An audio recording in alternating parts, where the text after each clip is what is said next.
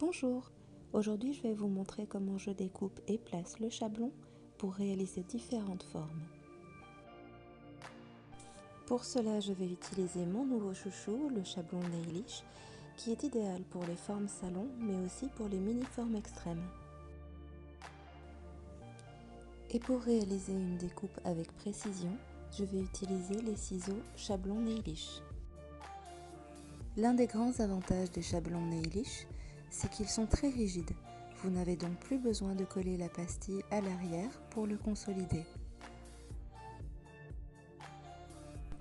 Pour que le chablon garde toute son adhérence, on va couper cette partie au ciseau. Ensuite, on va coller les deux petites ailes bien parallèles.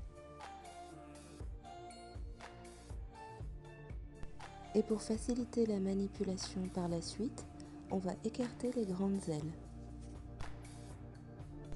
On vient ensuite positionner notre chablon sur l'ongle bien centré pour prendre nos points de repère. Ils correspondent aux points de stress latéraux. En suivant ces points de repère et la prédécoupe du chablon, on va découper cette partie pour dégager les bourrelets latéraux et nous permettre d'avoir un joli C-curve sans avoir à pincher l'ongle par la suite. On passe ensuite au positionnement du chablon. Si vous partez sur une forme classique, le chablon devra être droit. Vous obtiendrez donc un profil arrondi. Et si vous souhaitez réaliser une forme moderne, il faudra remonter le chablon et votre profil devra être bien droit.